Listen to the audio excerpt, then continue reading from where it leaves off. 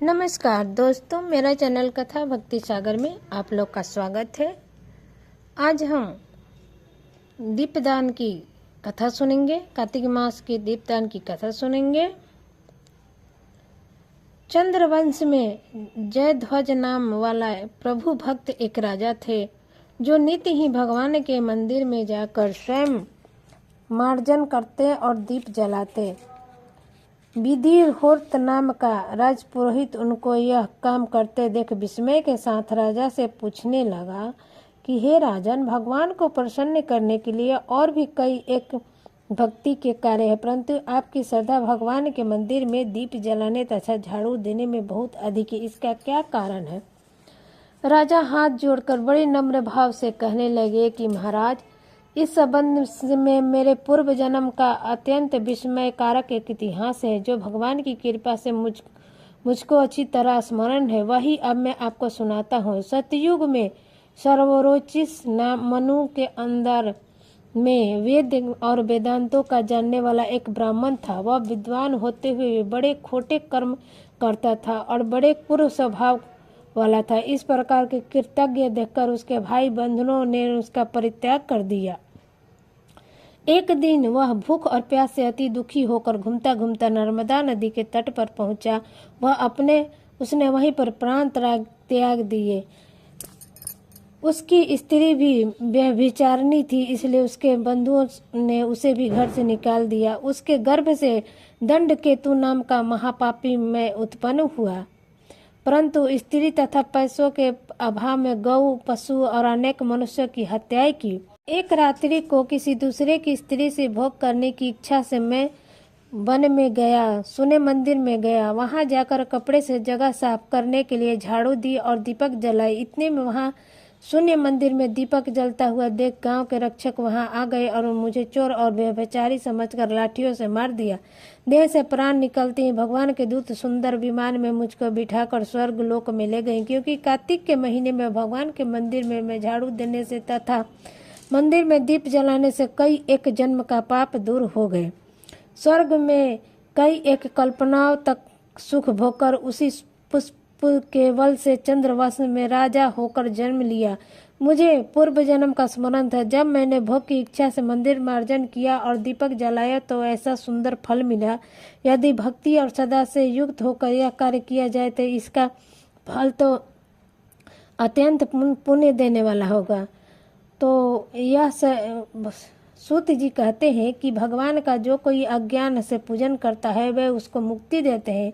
यह शरीर, धन, भाई बंधुत्व सब नश्वर है, मृत्यु निकट खड़ी है, ऐसा विचार कर मनुष्य को सदैव भक्ति में लगे रहना चाहिए। गंगा स्नान आदि पूजन यह सब सुलभ है, परंतु भगवान के चरणों में भक्ति कई एक जन्म के पुण्य कर्मों से होता है। इसलिए मनुष्य का यह देह वृद्धा न गवा कर भगवान की भक्ति में सदा रत रहना चाहिए। जो लोग भगवान को प्राप्त होते हैं उन्हीं को मनुष्य जन्म सफल है। नारद जी दूसरे के दीपक जलाने का महत्व कहते हैं। मनु के वंश में रैवत नाम के राजा के यहाँ भद्रबुद्धि नाम का एक पुत्र उत्पन्न हुआ। उसे अत्यंत बलवान और सूरवीर सुदर्शन नाम का पुत्र उत्पन्न हुआ। भद्रबुद्धि की राजधानी नर्मदा के तट पर महेंद्र पर्वती पर थी। एक समय वीर सुदर्शन वन में शिकार करने के लिए गया। वन में फिरते फिरते उसने अपने साथियों सहित नदी के पार एक अति सुंदर कन्या को देखा। तब सुदर्शन अपने साथियों को वहीं छोड़कर घोड़े पर चढ़कर नदी के पार जाकर उस कन्या को देखकर अत्यंत विस्मित हुआ और उस पर मोहित हो गया। कन्या भी उस बलवान और शोभायुक्त वीर पुरुष को देखकर लज्जा हो गई। सुदर्शन के पूछने पर कन्या ने बताया कि वो गौड़ राजा की पुत्री है, उसका नाम मदनासला है। उस अपनी सखियों सहित कीड़ा के निमित्त इस जगह पर आई है। दोनों ने गंधर्व रीति से अपना विवाह कर लिया और कुल काल तथा नर्मदा नदी के तट पर विहार करके घर में आकर आनंद करने लगे। तब राजा भद्रबुद्धि अपने पुत्र सुदर्शन को राज्य देकर तप करने के लिए वन में चला गया और सुदर्शन वहीं राजनीति से अपने राज्य को चलाता रहा।